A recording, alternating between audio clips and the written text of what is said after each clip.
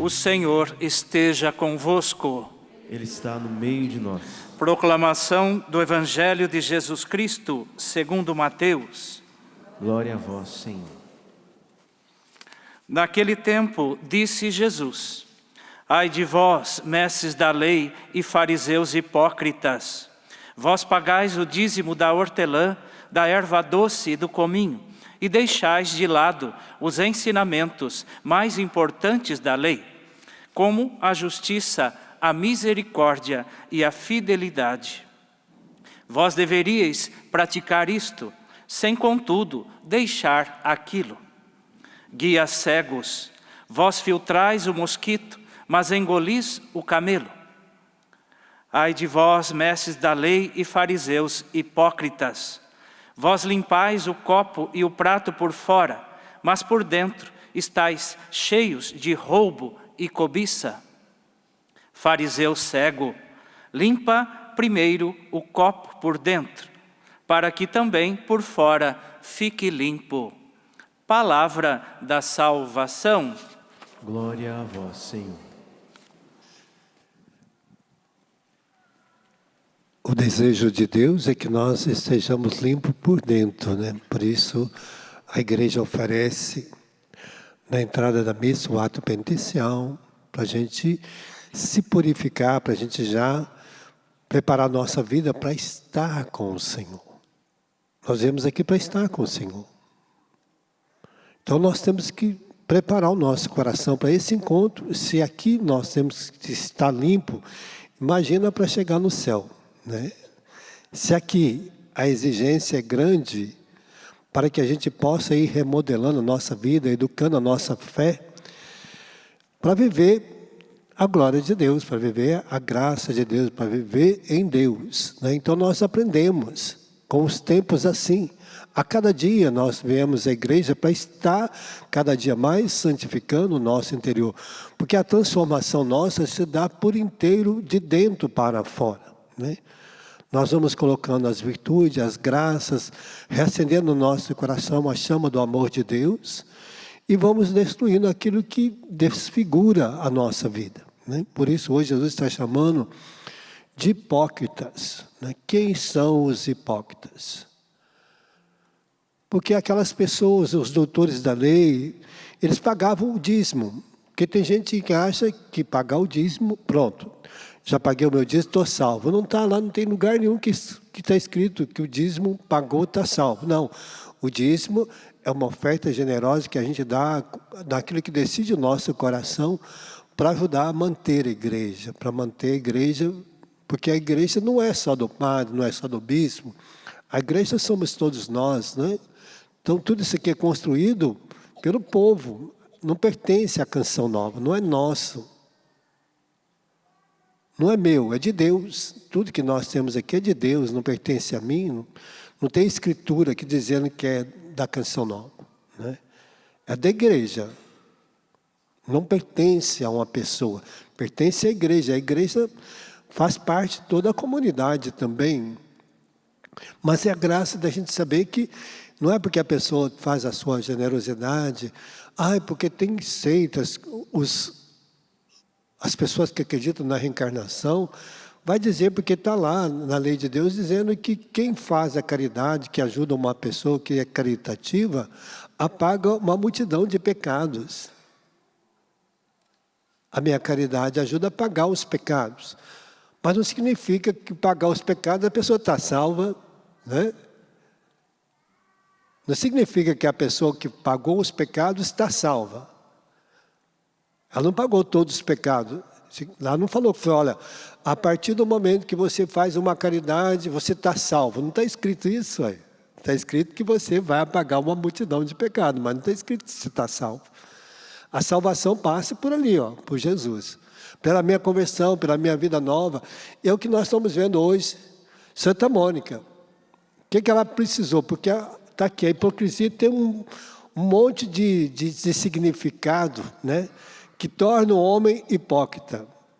Aqui vai dizer assim, enganador, fingido, desleal, dissimulado, fajuta, falso, mentiroso, farsante, trapaceiro, impostor, tudo tem a hipocrisia. O hipócrita tem todas essas defeitos. Todas essas misérias se caracterizam a sua pessoa, se dá a sua identidade, né? Então, o homem, quando é chamado de hipócrita, é porque ele tem todas essas características.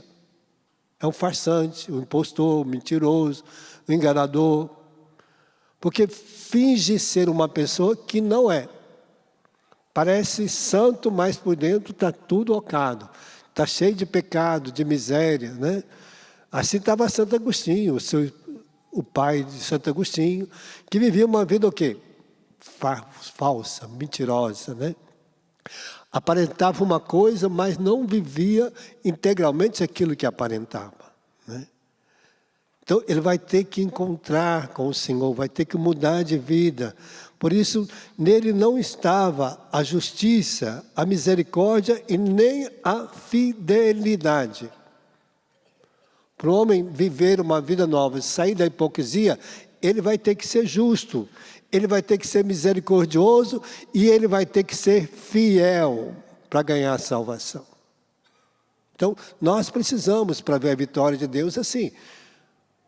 Por isso, à medida que a pessoa vai se convertendo, buscando esta graça, ela vai limpando, ela vai confessando, ela vai se purificando, ela deixa de ser farsante, de ser impostor, de ser enganador, de ser mentiroso, de ser infiel, de faltar com a justiça, porque antes ele mentia, roubava, era desonesto, era cheio de cobiça.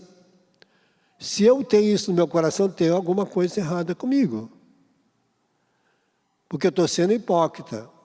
Se eu estou com cobiça, cobiçando as coisas alheias, desejando as coisas dos outros, querendo destruir a vida dos outros para ter aquelas coisas, eu estou sendo hipócrita de dizer que sou cristão, ou que vivo como cristão.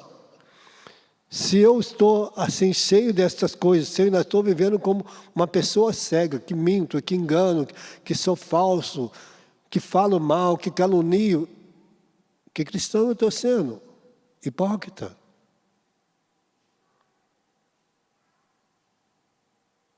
Hoje o Senhor está tocando, olha, qual é o ponto que está no seu coração? Se eu ainda não estou vivendo assim, com justiça, misericórdia e fidelidade, por isso está aqui. A prática da piedade me dá a alegria da misericórdia de Deus.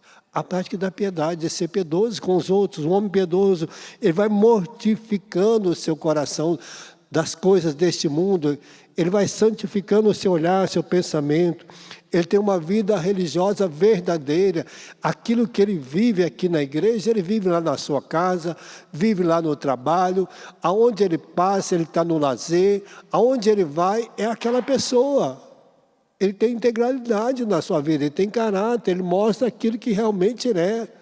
Não é só dentro da igreja, não é só em algum lugar, não, ele é íntegro em toda, ele está em união com Deus e seus irmãos, porque ele faz a vontade de Deus na vida dos seus irmãos.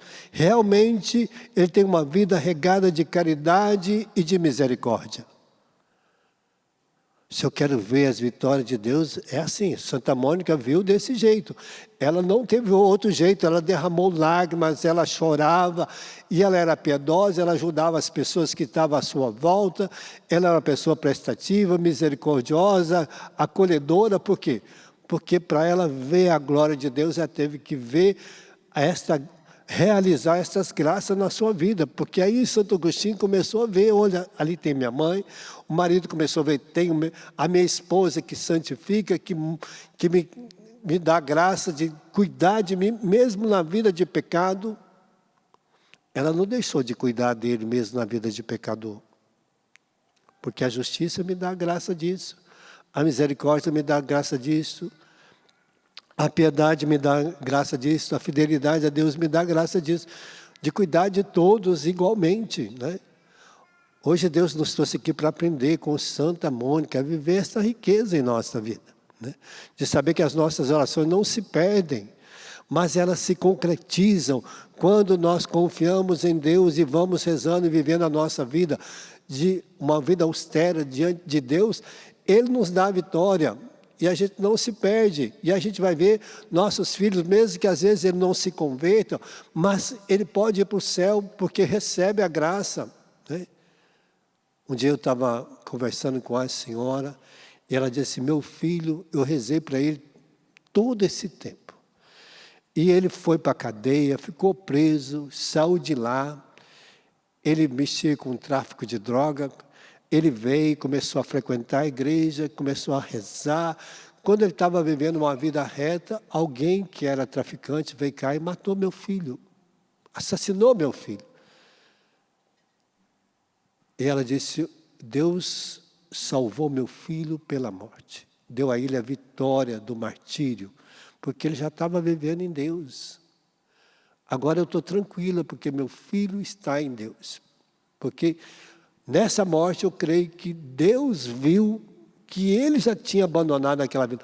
Mas o mundo, os maldosos, aqueles que querem o poder, não viram a conversão dele. Só a mãe, só a família. Então tem gente que não vai ver a conversão do outro, né? Só quem está em casa, só quem participa, só quem está junto vê o sacrifício daquele que está deixando a vida errada para viver uma vida nova, né? E às vezes nós temos que ter isso no coração. Às vezes a gente vê a pessoa vir na igreja querendo se converter e as pessoas falam: nossa, aquela pessoa é tão pecadora que está fazendo aqui. Aqui é lugar de gente pecador mesmo. A gente deve ficar contente, né, com os pecadores que vêm na igreja, com aqueles que vêm aqui buscar, e às vezes a gente se escandaliza com os pecadores, né? Me lembro um dia que entrou uma mulher, que antes nós estávamos fazendo evangelização, e nós passamos em todo lugar fazendo evangelização, anunciando a palavra de Deus, convidando as pessoas para vir na igreja. E a gente passou num prostíbulo e convidou as pessoas. E aí, duas daquelas mulheres resolveram ir na igreja. E elas entraram com aquelas roupas, né, que não é muito apropriada, né? Porque é a roupa que elas tinham. E elas foram, naquele dia, à igreja. Eu fiquei olhando assim, as pessoas ficaram escandalizadas de ver aquelas mulheres. Todo mundo devia ter batido palma, né? Graças a Deus que elas vieram, né? Largou o prostíbulo para ir na igreja, né?